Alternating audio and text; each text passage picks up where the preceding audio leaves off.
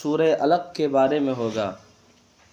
قرآن مقدس میں سورہ علق کا ذکر موجود ہے۔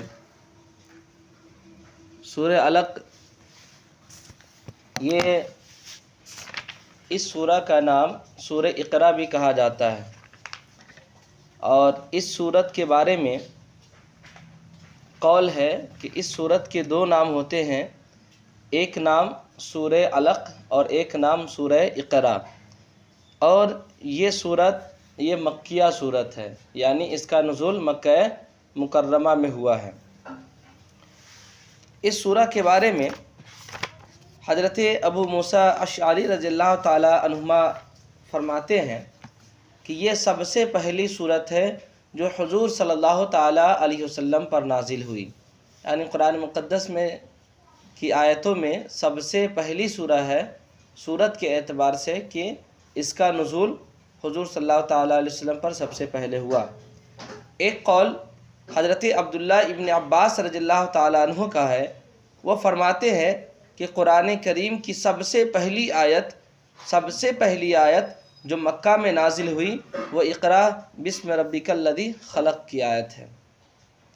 جمہور علماء کرام اس بات پر اتفاق رکھتے ہیں کہ قرآن کریم میں سب سے پہلے جو خبر نازل ہوئی وہ سورہ علق کی ابتدا کی 5 آیتیں ہیں، یعنی اقرا بسم ربک الذی خلق سے لے کر کے علم الانسان ما لم یعلم تک۔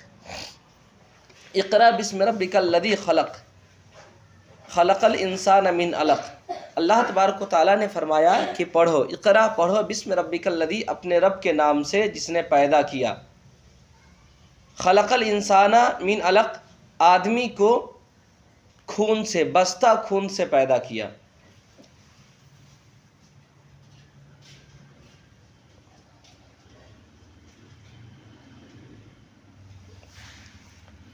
اس آیت کی شان نزول یہ ہے کہ حضرت عائشہ رضی اللہ تعالی عنہا فرماتی ہیں کہ اس سورت کا نزول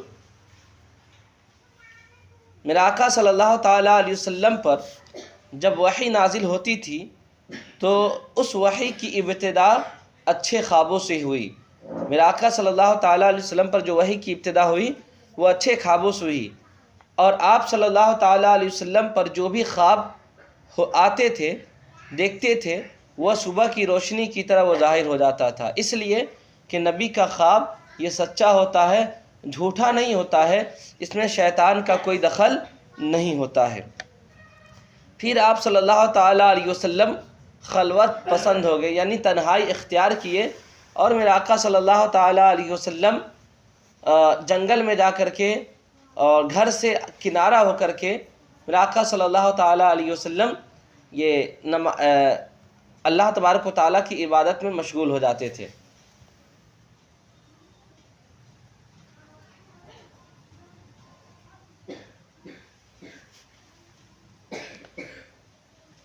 اور آپ کا طریقہ یہ ہوتا تھا کہ آپ صلی اللہ تعالی علیہ وسلم کھانے پینے کی چیزیں لے کر کے آپ جنگل میں چلے جاتے تھے، صحرا میں چلے جاتے تھے، غار میں چلے جاتے تھے، تنہائی اختیار کر لیتے تھے اور اللہ تبارک و تعالیٰ کی عبادت میں مشغول ہو جاتے تھے۔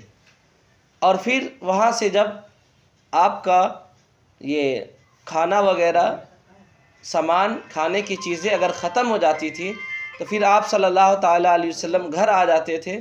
آنے کے بعد حضرت خدیجۃ الکبریٰ رضی اللہ تعالیٰ عنہا پھر آپ صلی اللہ تعالیٰ علیہ وسلم کو کھانا وغیرہ دے دیتی تھی، پھر آپ اس کو لے کر کے غار میں چلے جاتے تھے، پھر اللہ تبارک و تعالیٰ کی عبادت میں مشغول ہو جاتے تھے۔ ایک مرتبہ کا واقعہ ہے کہ جب آپ صلی اللہ تعالیٰ علیہ وسلم غار حرا میں موجود تھے تو اچانک ایک فرشتہ آیا، فرشتہ نے پھر آپ صلی اللہ تعالیٰ علیہ وسلم کے پاس آیا جب آپ صلی اللہ تعالیٰ علیہ وسلم غار حرا میں عبادت میں مشغول تھے، تو آپ صلی اللہ تعالیٰ علیہ وسلم کی بارگاہ میں وہ فرشتہ حاضر ہو کر کہا، یا رسول اللہ آپ پڑھیے۔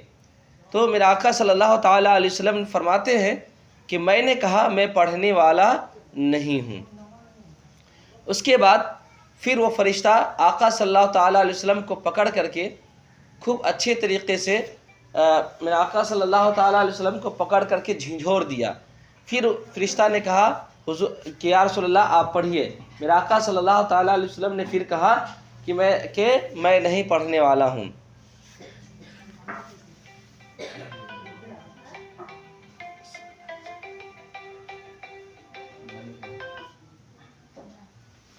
پھر میرے آقا صلی اللہ تعالیٰ علیہ وسلم کو فرشتہ پکڑا اور پکڑ کر کے دبوچ دیا، جھنجھوڑ دیا۔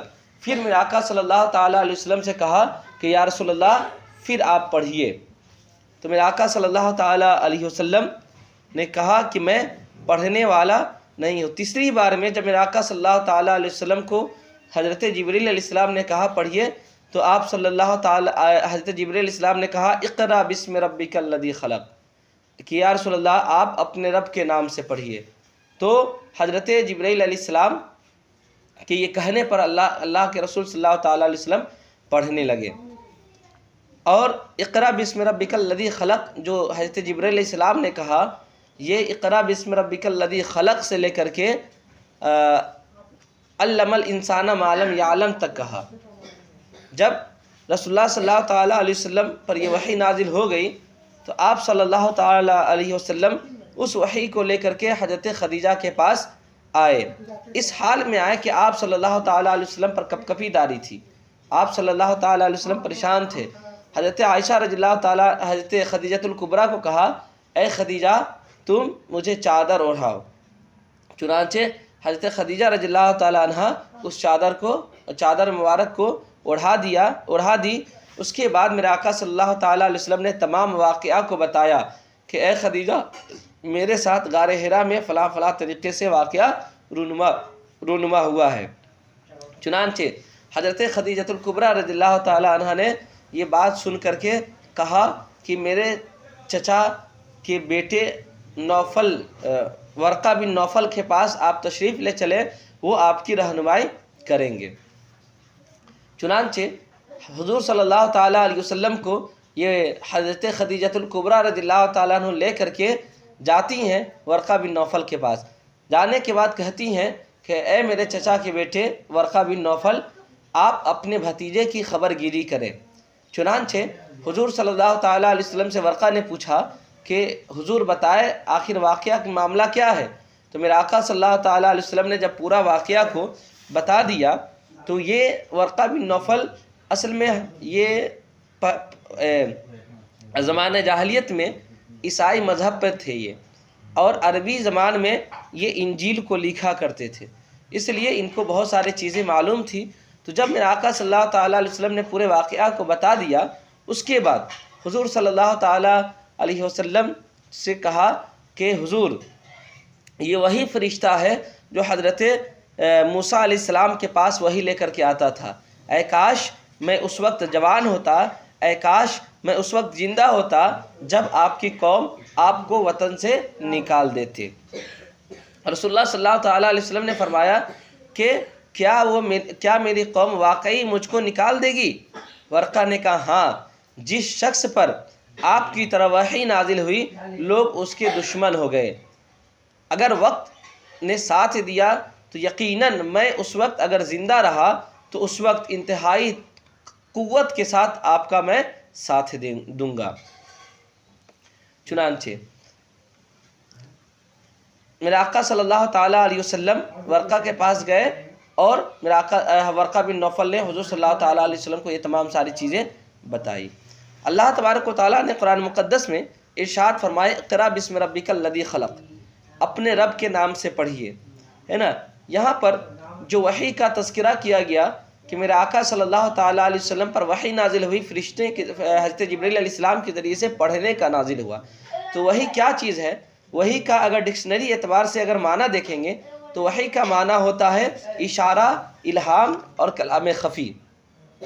ابو اسحاق نے کہا کہ وحی لغت میں اصل معنی یہ ہے وحی کا کہ خفیہ طریقے سے خبر دینا، اسی وجہ سے الہام کو وحی کے نام سے تعبیر کرتے ہیں، اس لیے کہ الہام جو ہوتا ہے نا خفیہ طریقے سے خواب یا فرشتے کے ذریعے سے وحی نازل ہوتی ہے۔ وحی کا شرعی معنی حافظ ابن حجر عسقلانی لکھتے ہیں کہ شریعت کی خبر دینے کا نام کیا ہے؟ وحی ہے۔ اور کبھی کبھی وحی اس کلام کو بھی کہا جاتا ہے جو نبی کریم صلی اللہ تعالیٰ علیہ وسلم پر نازل کیا گیا۔ حافظ ابن حجر عسقلانی یہاں پر خواب کی تعبیر، خواب کی تقسیم کرتے ہیں کہ خواب جو ہے نا دو طریقے کے ہوتے ہیں۔ ایک خواب جسے رؤیا یا صادقہ خواب کہتے ہیں، سچے خواب۔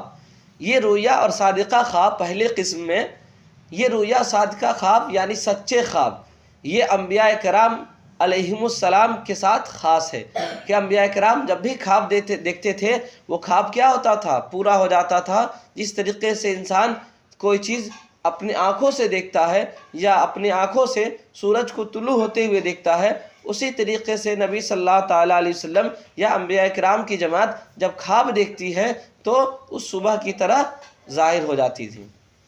اور ایک خواب کی دوسری قسم حضرت حافظ ابن حجر عسقلانی فرماتے ہیں کہ خواب کی دوسری قسم جسے ازغاث کہا جاتا ہے۔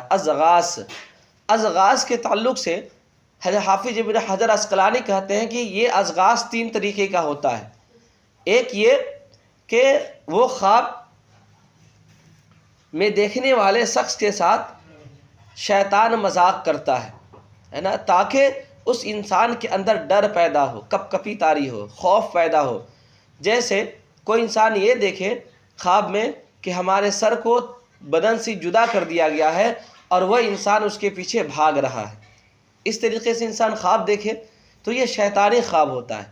اور ازغاث کی دوسری قسم بتائے کہ ازغاث کی دوسری قسم یہ ہے کہ فرشتہ، کوئی انسان خواب میں یہ دیکھے کہ فرشتہ اسے حرام کام کرنے کو کہہ رہا ہے نا، یہ دوسری قسم ہوا۔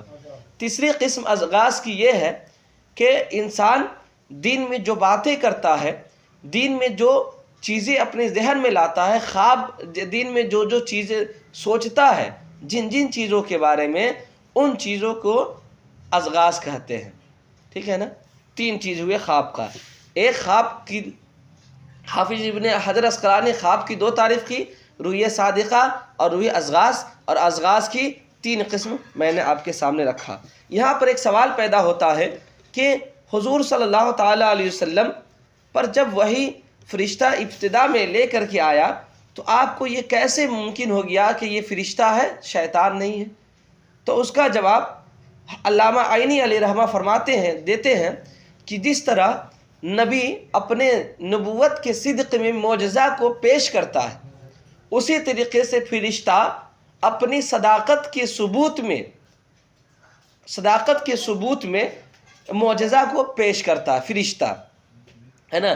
اسی لیے نبی کریم صلی اللہ تعالیٰ علیہ وسلم یہ پہچان لیتے ہیں یا انبیاء کرام کی جماعت پہچان لیتی ہے کہ یہ کیا ہے؟ فرشتہ ہے، شیطان نہیں ہے۔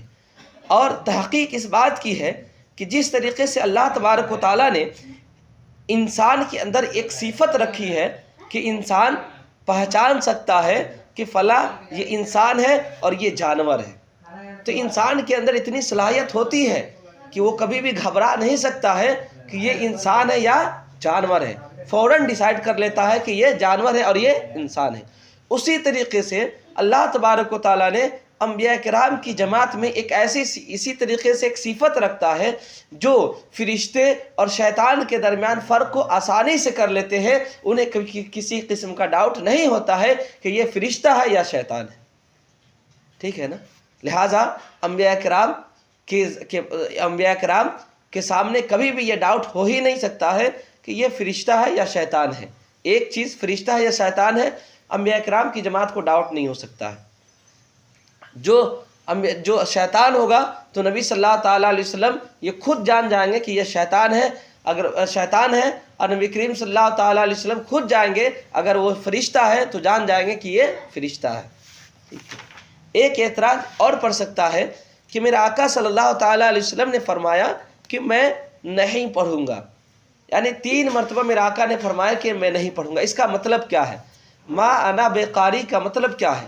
اس کا جواب یہ ہے کہ پہلے بار جب فرشتہ نے میرے آقا صلی اللہ تعالیٰ علیہ وسلم کو پڑھنے کو کہا تو میرے آقا صلی اللہ تعالیٰ علیہ وسلم نے کہا ما انا بقاری، کہ میں پڑھنے والا نہیں ہوں، میں نہیں پڑھ سکتا۔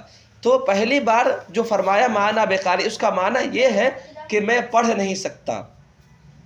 پھر دوسری بار جب میرے آقا نے فرمایا ما انا بقاری، میں پڑھ نہیں سکتا، تو اس کا مطلب یہ، اس کا معنی یہ ہے کہ میں پڑھتا نہیں ہوں۔ اور تیسری بار جب فرشتہ نے کہا کہ یا رسول اللہ آپ پڑھیں، تو میرے آقا نے فرمایا ما انا بقاری، یا اس کا مطلب یہ ہے کہ میں کیا پڑھوں؟ ٹھیک ہے نا، اس کا یہ جواب ہے۔ شیخ عبدالحق محدث دہلوی فرماتے ہیں کہ آپ صلی اللہ تعالیٰ علیہ وسلم نے فرمایا میں پڑھا ہوا نہیں ہوں، یہ اس لیے فرمایا، یہ اس لیے مجھ سے پڑھا نہیں، اس لیے فرمایا کہ مجھ سے پڑھا نہیں جا سکتا ہے۔ اور فرماتے ہیں شیخ عبدالحق محدث دہلوی کہ ہو سکتا ہے کہ اچانک فرشتے کو دیکھنے سے آپ کو سخت اور آپ سخت دہشت اور خوف میں مبتلا ہو گئے ہوں، اسی وجہ سے آپ نے فرمایا ہو کہ میں پڑھا ہوا نہیں ہوں۔ اس سے یہ لازم نہیں آتا کہ آپ صلی اللہ تعالیٰ علیہ وسلم امی ہیں، آپ پڑھ نہیں سکتے ہیں، اس لیے کہ ایک انسان پڑھا ہوا نہیں ہوتا ہے، پھر بھی اگر اس انسان کو کہا جائے پڑھ، تو پڑھاتا جس طریقے سے ایک استاد ہے، تو وہ اگرچہ نہیں پڑھا ہوتا ہے لیکن استاد کی طرح وہ پڑھ لیتا ہے۔ تو میرے آقا صلی اللہ تعالیٰ علیہ وسلم کو جس طریقے سے فرشتے نے کہا آپ پڑھ سکتے تھے، ہے نا، ایسا نہیں ہے کہ آپ نہیں پڑھ سکتے، پڑھ سکتے تھے، ہے نا، لیکن آپ صلی اللہ تعالیٰ علیہ وسلم نے کچھ حکمت کے تحت وہاں نہیں پڑھا، ورنہ ایک جاہل انسان کو بھی آپ لے کر کے آئے، آپ قرآن مقدس کی آیت کو پڑھائے۔ جیسے کہ شادی کرنے انسان جاتا ہے تو اگرچہ اس کو کلمہ یاد نہیں رہتا ہے، لیکن امام پڑھاتا ہے تو ایک ایک کر کے پڑھ لیتا ہے نا، وہ نہیں جانتا ہے لیکن پڑھانے سے پڑھ لیتا ہے۔ اسی طریقے سے ایک جاہل انسان اگر اس کو ٹیچر پڑھایا جائے تو وہ پڑھ سکتا ہے۔ تو میرے آقا صلی اللہ تعالیٰ علیہ وسلم کو فرشتہ پڑھایا تو کیوں نہیں پڑھ سکتے تھے؟ یقیناً پڑھ سکتے تھے، وہاں کچھ اور ہی مصلحت تھی، ہے نا۔ لہذا یہاں آپ یہ نہیں کہہ سکتے کہ میرے آقا صلی اللہ تعالیٰ علیہ وسلم امی تھے، یہاں سے یہ ثابت نہیں ہوتا ہے۔ بعض روایتوں میں یہ آیا ہے کہ حضرت جبرائیل علیہ السلام جہیر جواہر سے مرصع ہو کر کے ایک ریشم کا صحیفہ لائے تھے، اور ریشم کا صحیفہ لائے تھے اور نبی کریم صلی اللہ تعالیٰ علیہ وسلم کے ہاتھ میں وہ صحیفہ رکھ دیا اور کہا یا رسول اللہ آپ اس کو پڑھیں۔ تو میرے آقا صلی اللہ تعالیٰ علیہ وسلم نے فرمایا کہ میں تو پڑھا ہوا نہیں ہوں، میں بھلا اس تحریر کو، اس لکھاوٹ کو کیسے ہم پڑھیں، ہے نا۔ اور یہی چیز زیادہ سمجھ میں آتی ہے، ٹھیک ہے نا، کیونکہ میرے آقا صلی اللہ تعالیٰ علیہ وسلم کو اللہ تبارک و تعالیٰ نے بتایا، اللہ تبارک و تعالیٰ نے سکھایا، تو میرے آقا صلی اللہ تعالیٰ علیہ وسلم کو علم ہوا۔ آگے اللہ تبارک و تعالیٰ فرماتا ہے اقرا وربک الاکرم، اقرا وربک الاکرم، پڑھیے آپ، اور اپنے رب، اور آپ کا رب بہت ہی بڑا کریم ہے، ٹھیک ہے نا۔ یہاں پر پڑھیے کا لفظ جو آیا ہے یہ تاکید کے لیے آیا ہے۔ یہاں پر یہ کہا گیا ہے کہ دوبارہ یہ پڑھنے کو جو کہا گیا ہے نا، اس سے مراد یہ ہے کہ تبلیغ اور امت کی تعلیم کے لیے یا رسول اللہ آپ پڑھیں، کیونکہ پڑھیں۔ یہاں پر ربک الاکرم کہا گیا، آپ کا رب بہت ہی بڑا کریم ہے۔ یقیناً اللہ تبارک و تعالیٰ کی ذات بہت ہی بڑا رحیم اور کریم ہے کہ بندہ اللہ کی نافرمانی کرتے رہتا ہے لیکن اللہ تبارک و تعالیٰ اسے عذاب میں مبتلا نہیں کرتا ہے نا، پھر بھی اللہ تبارک و تعالیٰ اسے معاف کرنے کے لیے تیار ہوتا ہے اگر وہ انسان معافی مانگنے کے لیے تیار ہو جائے، ٹھیک ہے نا۔ یہ اللہ تبارک و تعالیٰ اتنا بڑا کریم ہے کہ بندہ گناہ کرتے رہتا ہے لیکن اللہ تبارک و تعالیٰ فوراً اس کی سزا نہیں دیتا ہے، یہاں تک کہ اگر وہ انسان توبہ کر لے تو اللہ تبارک و تعالیٰ اس کی توبہ کو قبول کر لیتا ہے، اس کو معاف فرما دیتا ہے اور اپنی بارگاہ میں قبول کر لیتا ہے۔ اللہ تبارک و تعالیٰ آگے قرآن مقدس میں ارشاد فرماتا ہے الذی علم بالقلم علم الانسان ما لم یعلم، کہ جس نے قلم سے لکھنا سکھایا، ہے نا، اور آدمی کو سکھایا جو وہ نہیں جانتا تھا، ہے نا۔ انسان کو اللہ تبارک و تعالیٰ نے وہ سکھایا جو نہیں جانتا تھا۔ یہاں پہ دیکھیں اللہ تبارک و تعالیٰ نے فرمایا الذی علم بالقلم، کہ وہ جس نے انسان کو قلم دیا، ہے نا، جس نے قلم سے لکھنا انسان کو سکھایا۔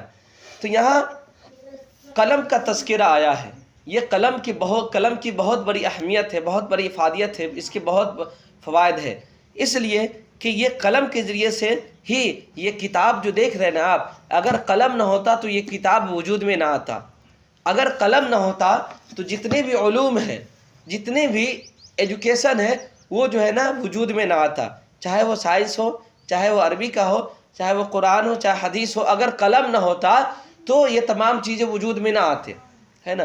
اگر قلم نہ ہوتا تو یہ تاریخ کے جتنے بھی واقعات ہسٹوریکل ہم پڑھتے ہیں نا، ہسٹوری پڑھتے ہیں، اگر قلم نہ ہوتا یہ ہسٹوری ہمارے سامنے نہ رہتا.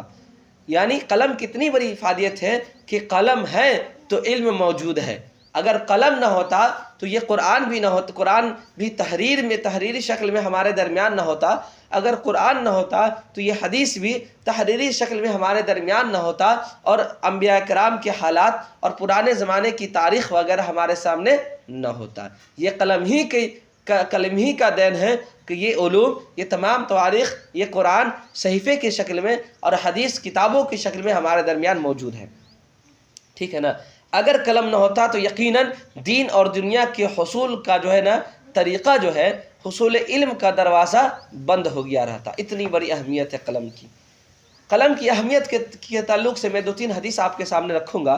میرے آقا صلی اللہ تعالیٰ علیہ وسلم فرماتے ہیں، مستدرک میں ایک حدیث پاک موجود ہے.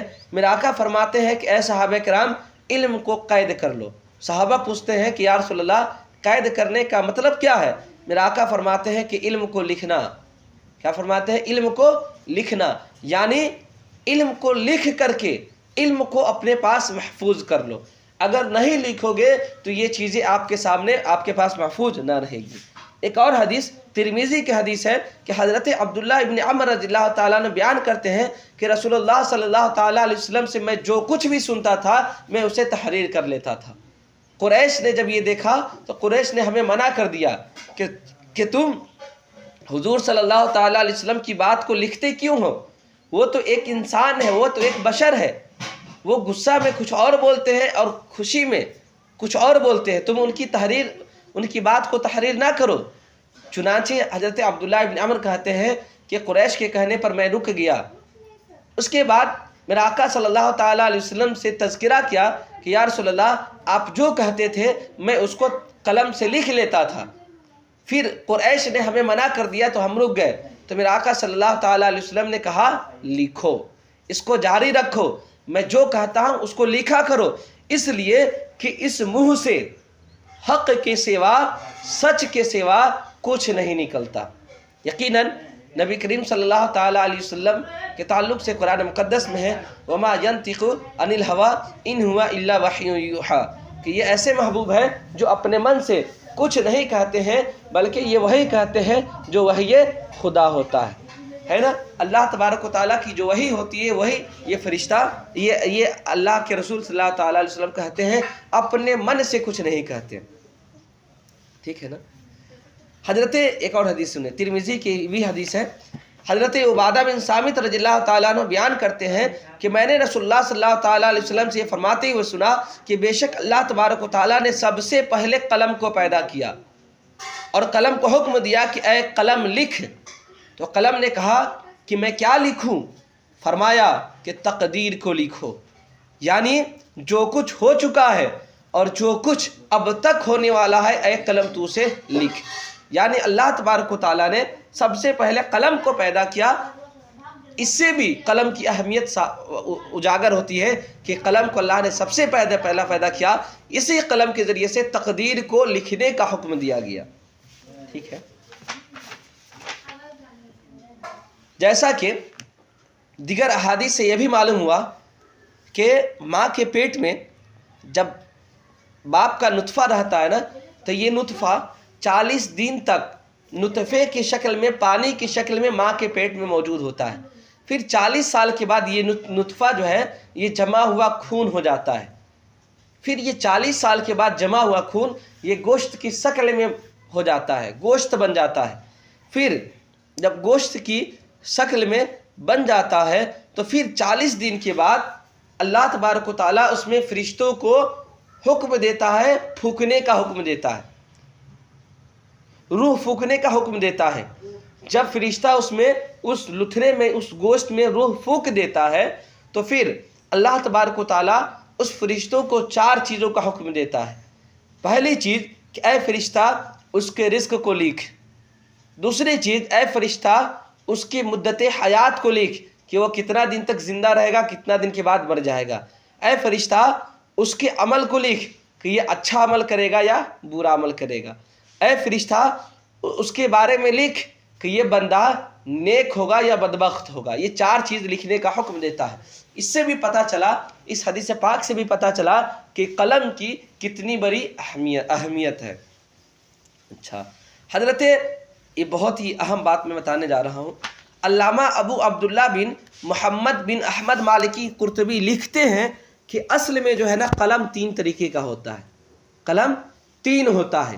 ایک یہ کہ وہ جس کو اللہ تبارک و تعالیٰ نے پیدا کیا اور اللہ تبارک و تعالیٰ نے اپنے ہاتھ سے اللہ پیدا کیا اور اس کو لکھنے کا حکم دیا، اسے قلم کہتے ہیں۔ ایک پہلا قلم ہوا۔ دوسرا قلم یہ ہے، قلم ثانی، یہ فرشتوں کے اقلام ہوتے ہیں، فرشتوں کے قلم ہوتے ہیں کہ اللہ تبارک و تعالیٰ فرشتوں کو حکم دیتا ہے اے فرشتہ تو اس کے تقدیر کو لکھ۔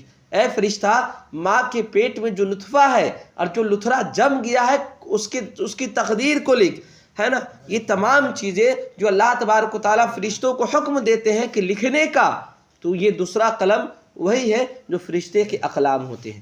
اور تیسرا جو قلم ہے ہم گنہگار لوگوں کا قلم ہے کہ اللہ تبارک و تعالیٰ نے انسان کے ہاتھوں میں جو قلم کو دے دیا ہے، جن سے انسان اپنی تمام باتوں کو لکھتا ہے نا، اور اپنے مقاصد کو تحریر کرتا ہے، یہ تیسرا قلم ہے۔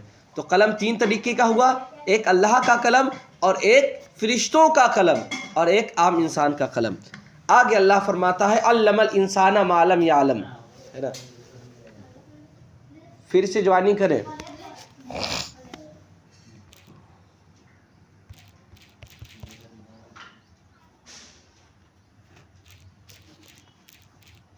بسم اللہ الرحمن الرحیم۔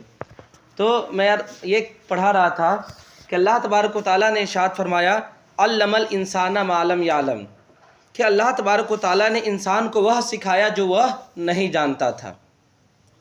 یہاں پر انسان کے بارے میں کہ انسان سے کیا مراد ہے، یہاں پر انسان اور ما لم یعلم کے تعلق سے 3 قول ہیں۔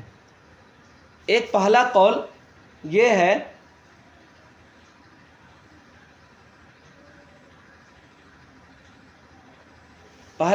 ہے کہ یہاں انسان سے مراد حضرت آدم علیہ السلام کی ذات ہے۔ یہاں انسان سے مراد حضرت آدم علیہ السلام کی ذات ہے۔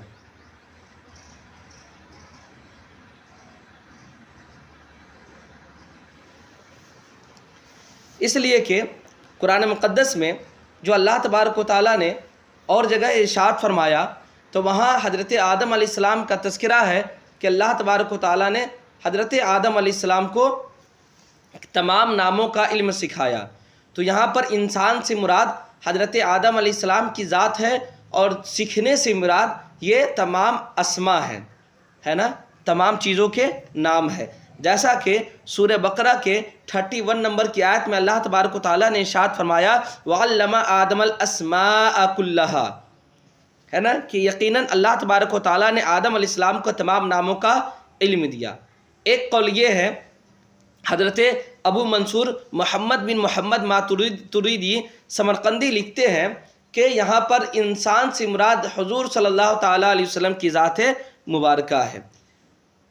یہ بھی ہو سکتا ہے کہ حضور صلی اللہ تعالیٰ علیہ وسلم کی ذات ہے، اس لیے کہ قرآن مقدس میں اللہ تبارک و تعالیٰ نے سورہ نساء کے 113 نمبر کی آیت میں اللہ تبارک و تعالیٰ ارشاد فرماتا ہے وَعَلَّمَكَ مَا لَمْ تَكُنْ تَعْلَمْ وَكَانَ فَضْلُ اللَّهِ عَلَيْكَ عَظِيمًا، کہ یقیناً اللہ تبارک و تعالیٰ نے آپ کو ان چیزوں کے بارے میں سکھایا جو آپ نہیں جانتے تھے، وَكَانَ فَضْلُ اللَّهِ عَظِيمًا، اور یقیناً اللہ تبارک و تعالیٰ کا فضل کیا ہے؟ بڑا ہے۔ تیسرا قول امام ماتریدی علیہ رحمہ ہی کا قول ہے کہ وہ یہ کہتے ہیں کہ یہاں انسان سے مراد عام انسان ہے نا، عام انسان ہے، اس لیے کہ وہ دلیل دیتے ہیں کہ قرآن مقدس میں اللہ تبارک و تعالیٰ سورہ نحل میں 78 نمبر کی آیت میں اللہ تبارک و تعالیٰ ارشاد فرماتا ہے وَاللَّهُ أَخْرَجَكُمْ من بطون امہاتکم لا تعلمون شیئا وجعل لکم السمع والابصار والافئدۃ لعلکم تشکرون، کہ اللہ تبارک و تعالیٰ نے تم کو تمہاری ماں کے پیٹ سے پیدا کیا اور تم کچھ نہیں جانتے تھے، اللہ تبارک و تعالیٰ نے تمہارے لیے کان، آنکھ اور دل کو دیا شاید کہ تم اللہ تبارک و تعالیٰ کا شکر ادا کر سکو۔ تو یہاں علم الانسان ما لم یعلم میں انسان سے مراد 3 چیزیں ہیں۔ ہو سکتا ہے کہ انسان سے مراد حضرت آدم علیہ السلام کی ذات ہے، ہو سکتا ہے کہ حضرت انسان سے مراد میرا آقا صلی اللہ تعالیٰ علیہ وسلم کی ذات ہے، ہو سکتا ہے کہ انسان سے مراد عام انسان ہے، جیسا کہ میں تمام کے بارے میں قرآن مقدس سے اس کا ثبوت پیش کر دیا۔ آگے اللہ تبارک و تعالیٰ ارشاد فرماتا ہے کلا ان الانسان لیطغی ان رآہ استغنی ان الی ربک الرجعی، ہے نا، کہ ہاں بے شک انسان سرکشی کرتا ہے اور اس پر کہ اپنے آپ کو وہ انسان غنی سمجھ رہا ہے، بے نیاز سمجھ رہا ہے نا، ان الی ربک الرجعی، اور بے شک تجھے اپنے رب کی طرف لوٹنا ہے۔ اس آیت کی شان نزول کے بارے میں یہ ہے کہ جب ابو جہل کو کچھ مال ہاتھ آ گیا تو اس نے لباس، سواری اور کھانے پینے میں بہت سارے تکلفات کرنا شروع کر دیے، اور اس کا غرور و تکبر اتنا بڑھ گیا تھا کہ اس کے بارے میں اللہ تبارک و تعالیٰ نے اس کی بعد کی 2 آیتیں یعنی ارآہ استغنی الی ربک الرجعی تک کی آیت اللہ تبارک و تعالیٰ نے نازل کر دیا۔ حدیث پاک میں ہے، حدیث پاک میں ہے کہ حضرت عبداللہ ابن عباس رضی اللہ تعالیٰ نے کہا کہ جب یہ آیتیں نازل ہوئی تو مشرکین نے جب اس چیز کو سنا تو ابو جہل نے آپ صلی اللہ تعالیٰ علیہ وسلم سے جا کر کے کہا کہ اچھا، کہ جو مستغنی ہوتا ہے وہ سرکشی کرتا ہے، تو آپ ہمارے لیے مکہ کے پہاڑوں کو سونا بنا دے۔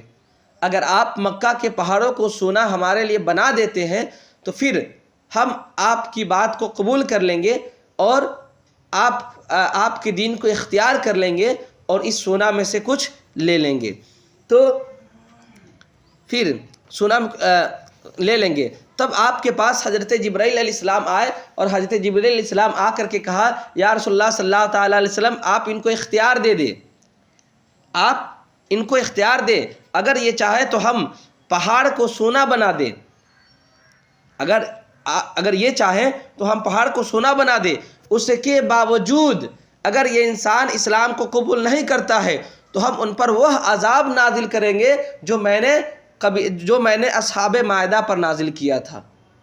یعنی پہاڑ لانے کی یہ کہہ رہا ہے نا کہ جو مستغنی ہوتا ہے وہ سرکشی کرتا ہے، اور یہ چاہ رہا ہے، دلیل چاہ رہا ہے کہ آپ مکہ کے پہاڑوں کو سونا بنا دے۔ یا رسول اللہ آپ ان کو کہہ دے ہم چاہیں تو اس کو سونا بنا دے، لیکن ایمان اگر اس کے باوجود نہیں لایا تو پھر ہم وہی حال اس کا کریں گے جو اصحاب مائدہ پر ہم نے کیا تھا۔ اچھا، لیکن رسول اللہ صلی اللہ تعالیٰ علیہ وسلم چونکہ غیب داں نبی تھے، ان کو معلوم تھا کہ یہ لوگ اسلام کو قبول نہیں کریں گے، اس لیے آپ نے ان کو اسی حال پر چھوڑ دیا، کچھ نہ کہا۔ ان آیتوں سے آیت نمبر 6 سے 8 تک کی آیت یعنی کلا ان الانسان لیطغی ان رآہ استغنی ان الی ربک الرجعی سے کچھ باتیں معلوم ہوئی۔ یہ ہوئی کہ مخلوق میں سے کوئی لمحہ بھر کے لیے، کوئی تھوڑی دیر کے لیے بھی اللہ تبارک و تعالیٰ سے بے نیاز نہیں ہو سکتا ہے۔ پوری مخلوق اپنی حرکت و سکون میں اپنے خالق اور مالک کی محتاج ہوتی ہے نا۔ اسی وجہ سے اللہ تبارک و تعالیٰ نے قرآن مقدس میں ارشاد فرمایا ان بطش ربک لشدید، بے شک تیرے رب کی پکڑ بہت سخت ہے۔ اگر انسان اللہ تبارک و تعالیٰ سے چھپنا چاہے تو وہ انسان دنیا کے کسی بھی کونا میں چلا جائے، وہ انسان نہیں چھپ سکتا۔ دوسری بات یہ معلوم ہوئی کہ دنیا کی محبت اور مال پر تکبر کرنا انسان کو غفلت میں ڈال دیتا ہے، ٹھیک ہے۔ حدیث پاک سنیں، حضرت عون رضی اللہ تعالیٰ عنہ فرماتے ہیں کہ حضرت عبداللہ ابن مسعود رضی اللہ تعالیٰ عنہ نے فرمایا کہ 2 حریص، 2 لالچی انسان کبھی سیر نہیں ہوتا، ایک علم والا اور ایک دنیا والا۔ علم والا اللہ تبارک و تعالیٰ کو راضی علم والا تو اللہ تبارک و تعالیٰ کو راضی کر لیتا ہے، لیکن دنیا والا اللہ تبارک و تعالیٰ کو راضی نہیں کر پاتا ہے، بلکہ اللہ تبارک و تعالیٰ کو ناراض کر دیتا ہے۔ اور حضرت عبداللہ بن مسعود نے یہ آیت نازل کی، کلا ان آیت پڑھی، کلا ان الانسان لیطغی ان رآہ استغنی، ہاں ہاں بے شک انسان یہ سرکشی کرتا ہے اور وہ اپنے آپ کو بے نیاز سمجھتا ہے۔ اور حضرت عبداللہ بن مسعود نے کہا کہ علم والا جو ہوتا ہے وہ اللہ تبارک و تعالیٰ کو راضی کر لیتا ہے۔ آگے اس آیت کی تلاوت کی، انما یخشی اللہ من عبادہ العلماء، کہ بے شک اللہ تبارک و تعالیٰ سے اس کے بندوں میں سے علماء ہی ڈرتے ہیں۔ تیسری بات یہ معلوم ہوئی کہ مال و دولت اور منصب پر تکبر کرتے ہوئے جو لوگ اللہ تبارک و تعالیٰ کے احکامات پر عمل نہیں کرتے ہیں، یقیناً اس کا انجام کیا ہے؟ برا ہے۔ ٹھیک ہے، آگے دیکھیے اللہ تبارک و تعالیٰ ارشاد فرماتا ہے قرآن مقدس میں، ارأیت الذی ینہی عبدا اذا صلی، کہ بھلا دیکھو تو صحیح وہ جو نماز سے، وہ جو منع کرتا ہے بندہ کو جب وہ نماز پڑھے۔ یعنی بندہ جب نماز پڑھتا ہے تو اے محبوب دیکھیے بندہ نماز پڑھنے جا رہا ہے اور یہ اسے منع کر رہا ہے۔ یہ آیت بھی ابو جہل کے متعلق ہی نازل ہوئی کہ ابو جہل حضور صلی اللہ تعالیٰ علیہ وسلم کو نماز پڑھنے سے منع کیا تھا اور لوگوں سے کہتا تھا کہ اگر میں انہیں، اے لوگوں، اگر میں محمد صلی اللہ تعالیٰ علیہ وسلم کو معاذ اللہ اگر نماز پڑھتے ہوئے دیکھ لیا تو معاذ اللہ ان کے گردن کو پاؤں سے کچل دوں گا اور چہرے مبارکہ کو خاک میں ملا دوں گا۔ ایک مرتبہ حضور صلی اللہ تعالیٰ علیہ وسلم نماز پڑھ رہے تھے، اچانک ابو جہل آیا اور اپنے بد ارادہ کے ساتھ، فاسد ارادہ کے ساتھ آیا اور حضور اقدس صلی اللہ تعالیٰ علیہ وسلم کی قریب جیسے ہی پہنچا، وہ فوراً قریب پہنچتے ہی الٹے پاؤں ہاتھ کو آگے بڑھاتے ہوئے، جیسے کہ انسان پر جب مصیبت نازل ہوتا ہے تو وہ انسان ہاتھ سے اس مصیبت کو ایسے روکنے کی کوشش کرتا ہے نا، تو وہ ابو جہل انسان جب میرے آقا کے قریب پہنچا تو اپنے ہاتھ کو آگے کیے ہوئے پیچھے الٹے پاؤں جو ہے نا واپس ہونے لگا۔ ایسا لگ رہا تھا کہ اس پر کوئی انسان مصیبت ڈال رہا ہے، کوئی انسان کوئی اس پر مصیبت ڈال رہا ہے۔ اسی طریقے سے جس طریقے سے انسان مصیبت جب اس پر آتی ہے تو ہاتھ سے بچاتا ہے اور الٹے پاؤں پیچھے جانے لگتا ہے۔ قریش کے لوگوں نے کہا، اے ابو جہل بتا آخر وجہ کیا ہے، آخر معاملہ کیا ہے کہ آپ جو ہیں محمد صلی اللہ تعالیٰ علیہ وسلم کے پاس گئے اور آپ کے چہرے کا رنگ اڑ گیا اور اعضا کانپنے لگا، آخر وجہ کیا ہے؟ تو ابو جہل نے کہا بات دراصل یہ ہے کہ میرے اور محمد صلی اللہ تعالیٰ علیہ وسلم کے درمیان ایک بہت بڑا خندق ہے، بہت بڑا خندق ہے جس میں آگ بھری ہوئی ہے، جس میں آگ بھری ہوئی ہے اور دہشت ناک پرندے بازو پھیلائے ہوئے ہیں۔ حضور صلی اللہ تعالیٰ علیہ وسلم نے ارشاد فرمایا کہ اگر ابو جہل میرے قریب آتا تو فرشتے اس کے عضو کو جدا کر ڈالتے، ہے نا۔ یہاں پر دیکھیں اللہ تبارک و تعالیٰ نے فرمایا کہ بے شک انسان کہاں گیا، بھلا دیکھو تو صحیح وہ جو انسان کو نماز سے روکتا ہے نا۔ یہاں پر انسان جو دوسرے کو نماز سے روکتا ہے اس سے مراد کیا ہے یہ دیکھیں، جو انسان اللہ تبارک و تعالیٰ کی اطاعت اور نماز پڑھنے سے روکتا ہے اس کی بہت بڑی وعید ہے، بہت بڑی وعید ہے۔ وعید کیا ہے اسے دیکھیں،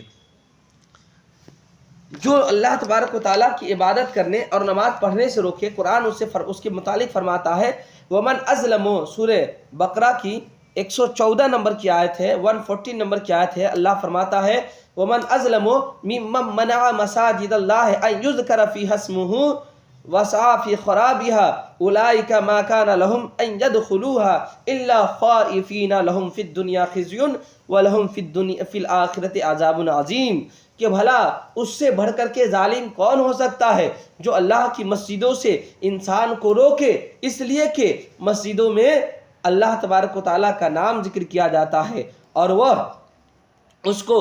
انسان اس کو ویران کرنے کی کوشش کرتا ہے۔ اولئک ما کان لهم ان يدخلوها الا خائفین، ان لوگوں کے لیے مناسب ہی نہیں کہ وہ مسجد میں داخل ہو تو داخل ایسے ہی ہو جائے، بلکہ داخل ہو تو وہ ڈرتے ہوئے، کانپتے ہوئے، خوف کرتے ہوئے مسجد میں داخل ہو۔ لہم فی الدنیا خزیٌ، ان کے لیے دنیا میں شرمندگی ہے، ولہم فی الآخرۃ عذاب عظیم، اور انہی لوگوں کے لیے آخرت میں بہت بڑا عذاب ہے۔ تو یہ ان لوگوں کے لیے میں بتایا کہ جو لوگ انسان کو نماز پڑھنے سے روکے، ان لوگوں کے بارے میں ہے نا۔ یاد رہے اس میں، اس آیت وعید میں وہ لوگ داخل نہیں ہیں جو انسان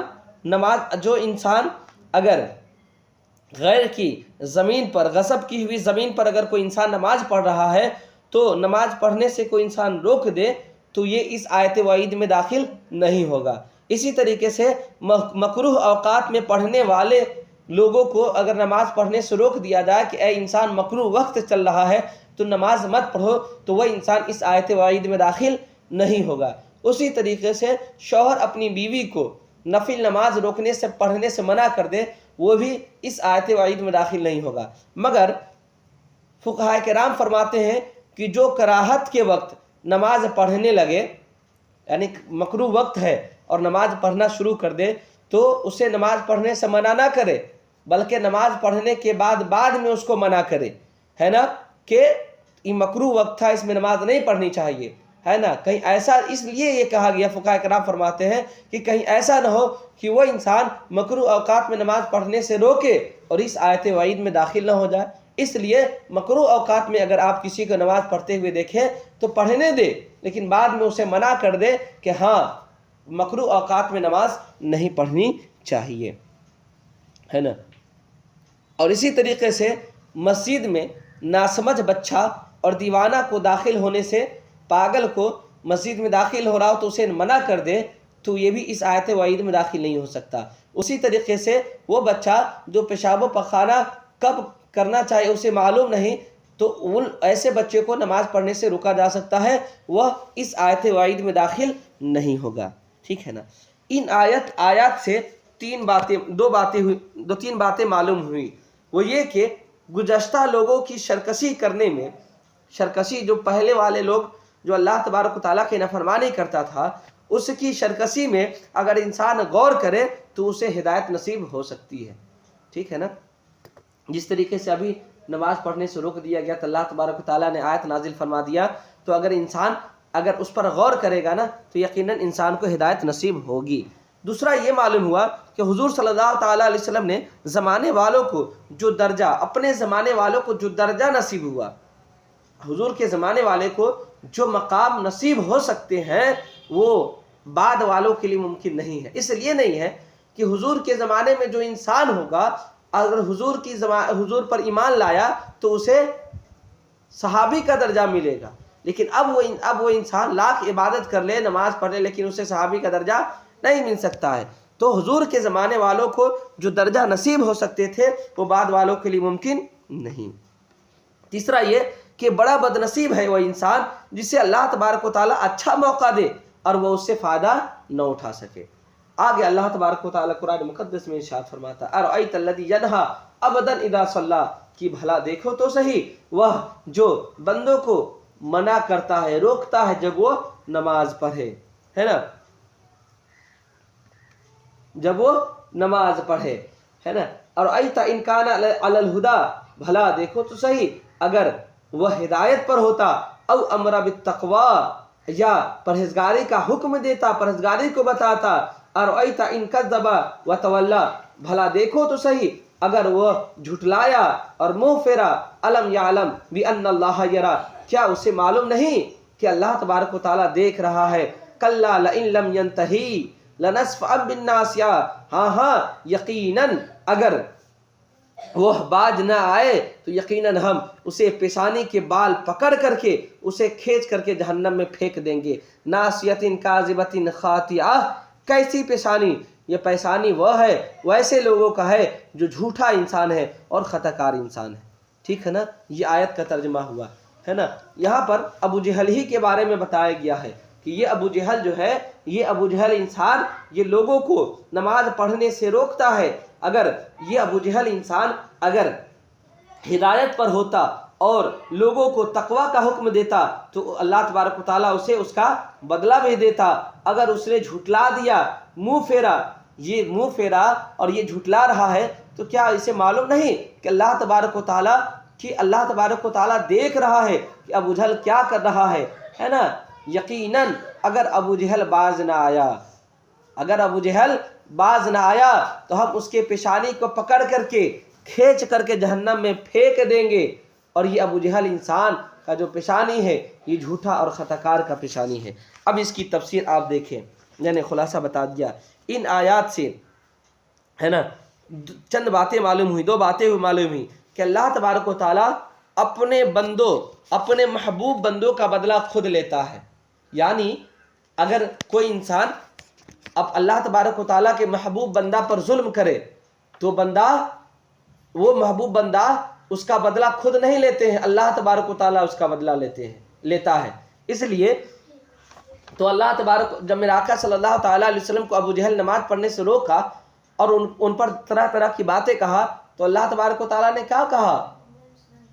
لئن لم تہی، اگر یہ باز نہ آئے، ہے نا، یعنی محبوب کو ستانے میں، بندوں کو نماز پڑھنے سے روکنے سے اگر یہ باز نہ آیا تو لنصفعا بالناصیہ، تو ہم اس کی پیشانی کو پکڑ کر کے جہنم میں پھینک دیں گے۔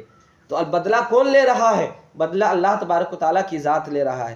تو جو اللہ کا محبوب بندہ ہوتا ہے نا اس کا بدلہ خود اللہ تبارک و تعالیٰ لیتا ہے۔ دوسری بات یہ معلوم ہوئی کہ اللہ تبارک و تعالیٰ اپنے خاص بندوں کے کام کو اپنی طرف منسوب کرتا ہے، حالانکہ اللہ تبارک و تعالیٰ پیشانی کے بالوں سے گھسیٹنا، جو اللہ تبارک و تعالیٰ نے فرمایا کہ ہم اسے پیشانی کے بال کو کھینچ کر کے جہنم میں پھینکیں گے، تو یہ پیشانی کے بال کو پکڑ کر جہنم میں پھینکتا کون ہے؟ یہ فرشتہ پھینکتا ہے۔ لیکن اللہ کے محبوب بندے کی بات ہے تو اللہ تبارک و تعالیٰ جب اپنے محبوب بندے کا تذکرہ کرتا ہے اور ان کا بدلہ کو جب اپنی طرف منسوب کرتا ہے تو اللہ تبارک و تعالیٰ اس اپنے محبوب بندے کی عظمت اور شان کو بتانے کے لیے اللہ تبارک و تعالیٰ اسے اپنی طرف منسوب کرتا ہے کہ اے بندہ گھبرائے نہیں، یہ اگرچہ آپ کو نماز پڑھنے سے روک رہے ہیں، یہ اگرچہ آپ کو روک رہا ہے، یہ اگرچہ آپ پر ظلم و زیادتی کر رہا ہے، یہ آپ پر ظلم و زیادتی کرے گا تو ہم جو آپ کے خدا ہیں، آپ کے معبود ہیں، ہم خود اس کا بدلہ لیں گے، ہے نا۔ فرشتے، حالانکہ بدلہ لینے والا فرشتے ہوتے ہیں، لیکن اللہ تبارک و تعالیٰ نے اسے اپنی طرف منسوب کر کے کہا کہ ہم اس کا بدلہ لیں گے۔ پیشانی سے بال کھینچ کر کے جہنم میں پھینکے گا کون؟ یہ فرشتہ نہ پھینکیں گے، لیکن اللہ تبارک و تعالیٰ نے خود یہاں پر اپنے بارے میں بتا کر کے اپنے محبوب بندے اور میرے آقا صلی اللہ تعالیٰ علیہ وسلم کی عظمت کو بتایا کہ ہم خود آپ کا بدلہ لیں گے۔ ٹھیک ہے، آگے اللہ تبارک و تعالیٰ ارشاد فرماتا ہے فَلْيَدْعُوا نَادِيَهُ سَنَدْعُ الزَّبَانِيَةِ، ہے نا، فَلْيَدْعُوا نَادِيَهُ سَنَدْعُ الزَّبَانِيَةِ، کہ چاہیے کہ وہ اپنے مجلس کو پکار لے، اپنے مجلس کو پکار لے۔ ہم بھی اپنے سپاہی کو بلا لیتے ہیں، ٹھیک ہے۔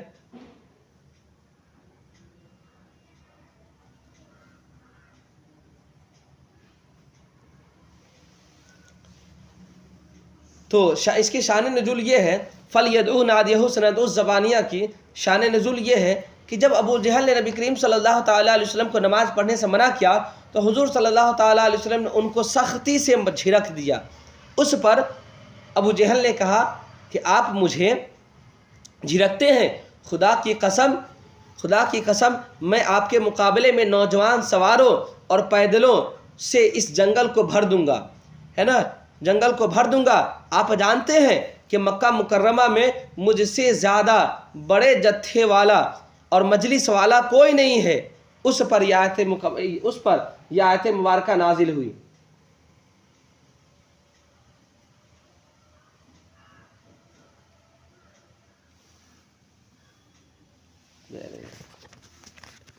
موبائل سوئچ آف ہو گیا۔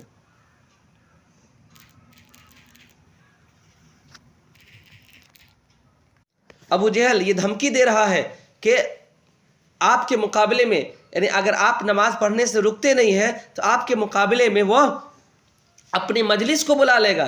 ٹھیک ہے، اگر ابو جہل یہی چاہتا ہے تو ٹھیک ہے، وہ اپنی مجلس والے کو بلا لے، یقیناً اگر وہ مجلس والوں کو بلاتا ہے، اپنے ماننے والوں کو بلاتا ہے، اپنے فوج کو بلاتا ہے، تو یقیناً اگر اس نے ایسا کیا تو ہم بھی جلد ہی دوزخ کے فرشتوں کو بلائیں گے، دوزخ کے فرشتوں کو بلائیں گے، جن کا مقابلہ کرنے کی طاقت ان میں سے کسی کے پاس نہیں، ان میں سے کسی کے پاس نہیں اتنی طاقت کہ جہنم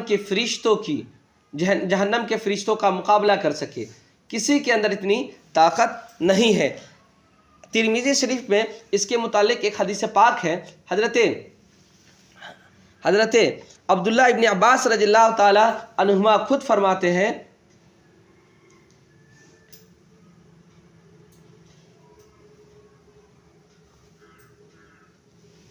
حضرت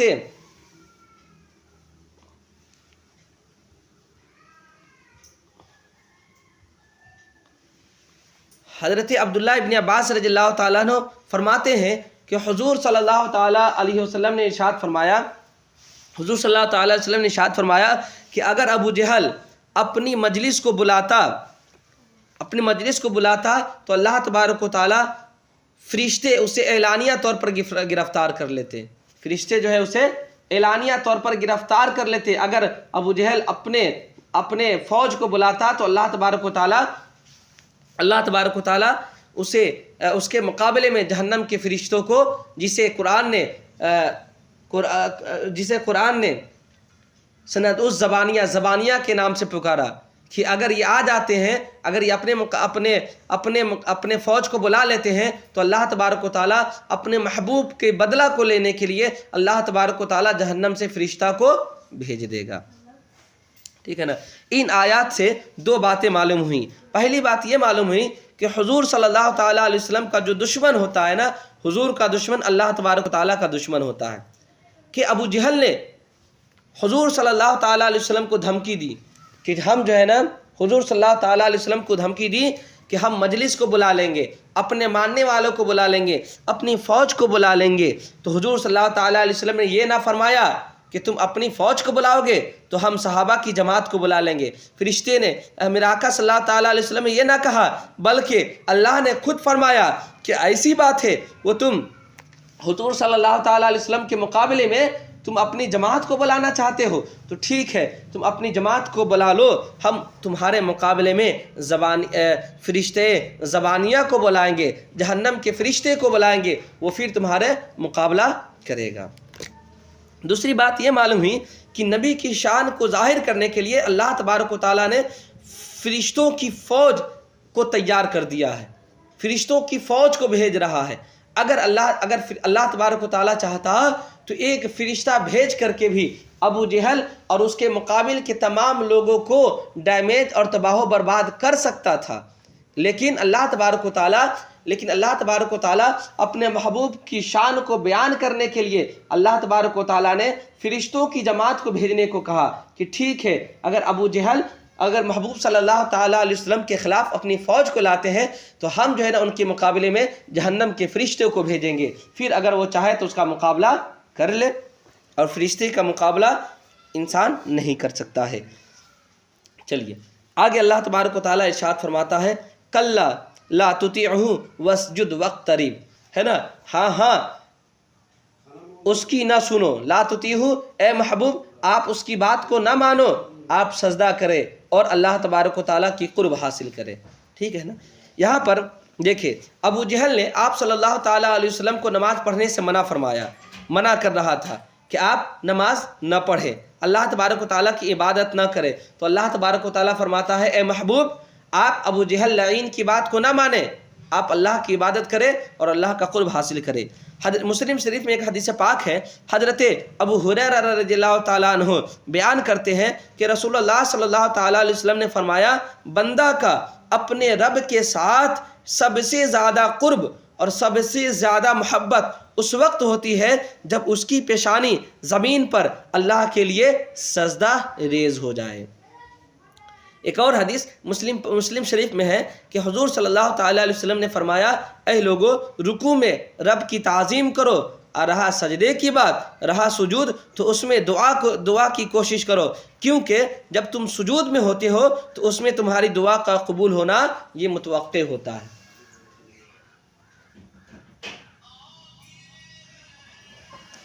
علامہ ابن العربی کہتے ہیں اس آیت کے متعلق لا تطیعوا واسجد واقترب کے تعلق کہ یہاں پر یہ اس سجدہ سے جو مراد جو ہے نا نماز کا سجدہ مراد ہے، یہ آیت سجدہ نہیں ہے۔ علامہ ابن العربی کہتے ہیں، لیکن یہ صحیح نہیں ہے۔ حقیقت یہ ہے کہ اس آیت سے مراد آیت سجدہ ہے نا، آیت سجدہ ہے، کیونکہ حدیث پاک میں ہے، ترمذی شریف کی ایک حدیث ہے، حضرت ابو ہریرہ رضی اللہ تعالیٰ عنہ بیان کرتے ہیں کہ میں نے نبی کریم صلی اللہ تعالیٰ علیہ وسلم کے ساتھ ہم نبی کریم صلی اللہ تعالیٰ علیہ وسلم کے ساتھ حضرت ابو ہریرہ رضی اللہ تعالیٰ عنہ بیان کرتے ہیں کہ میں نے رسول اللہ صلی اللہ تعالیٰ علیہ وسلم کے ساتھ اذا السماء انشقت میں سجدہ کیا اور اقرأ بسم ربک الذی خلق میں سجدہ کیا۔ اس سے پتہ کیا چلا کہ یہاں پر جو آیت ہے کلا لا تطیعہ واسجد واقترب، یہاں اس سے مراد آیت سجدہ ہے، نماز کی آیت نہیں ہے۔ وہ آیت سجدہ جس کے سننے پڑھنے والوں پر سجدہ کرنا، سجدہ کرنا یہ واجب ہو جاتا ہے۔ یعنی یہ آیت جو ایسی آیت ہے کہ آپ سن رہے ہیں اور ہم بول رہے ہیں، تو ہمارے سننے پر اور آپ کے بولنے پر یا ہمارے بولنے پر آپ کے سننے پر، یہ دونوں آدمی پر کیا ہوتا ہے؟ سجدہ لازم ہوتا ہے، واجب ہوتا ہے سجدہ کرنا۔ اب کیوں ہوتا ہے؟ وجہ بتا رہا ہوں۔ اب وہ سجدہ کیوں کرے؟ وہ کیسے کرے؟ سجدہ اس طریقے سے کرے کہ وہ انسان رکوع میں جائے، رکوع میں جانے کے بعد سجدہ میں جائے، سجدہ کرے، نیت وغیرہ کچھ نہ کرے، کھڑے ہو جائے۔ ٹھیک ہے، یہاں پر دو باتیں معلوم ہوئی۔ ایک بات یہ معلوم ہوئی کہ حضور صلی اللہ تعالیٰ علیہ وسلم کی عبادتیں جو ہیں یہ سیئات یعنی گناہوں کی معافی کے لیے نہیں ہے، بلکہ اللہ تبارک و تعالیٰ کے قرب حاصل کرنے کے لیے اللہ کے رسول صلی اللہ تعالیٰ علیہ وسلم کی عبادت ہے۔ دوسری بات یہ معلوم ہوئی کہ سجدہ بہترین عبادت ہے کہ اس میں بندہ اپنے سر کو زمین پر رکھ کر کے اپنے عجز کا، عاجزی کا اظہار کرتا ہے اور زبان سے اللہ کی عظمت کا اقرار کرتا ہے۔ اس لیے ہر رکعت میں 2 سجدہ قرار دیا گیا ہے۔ سجدہ میں اللہ کا بندوں کو قرب حاصل ہوتا ہے۔ ٹھیک ہے نا، حدیث پاک سنیں۔ حدیث پاک میں ہے کہ حضرت ابو ہریرہ رضی اللہ تعالیٰ عنہ سے مروی ہے کہ حضور صلی اللہ تعالیٰ علیہ وسلم نے ارشاد فرمایا کہ بندہ سجدے کی حالت میں اپنے رب سے بہت زیادہ قریب ہوتا ہے، اس لیے تم بھی سجدہ میں کثرت سے دعا کرو۔ یعنی میں نے جتنی باتیں بتایا اس میں یہ بتایا کہ جب بندہ اللہ تبارک و تعالیٰ کی بارگاہ میں اپنی پیشانی کو جھکاتا ہے، سجدہ کرتا ہے، تو اللہ تبارک و تعالیٰ کی بارگاہ میں وہ اس قدر عجز کو پیش کرتا ہے کہ جب بندہ اس میں دعا کرتا ہے تو اللہ تبارک و تعالیٰ اس کی دعا کو قبول کر لیتا ہے، اور ایسی حالت میں دعا قبول ہونا یہ متوقع ہے۔ سورہ علق کے بارے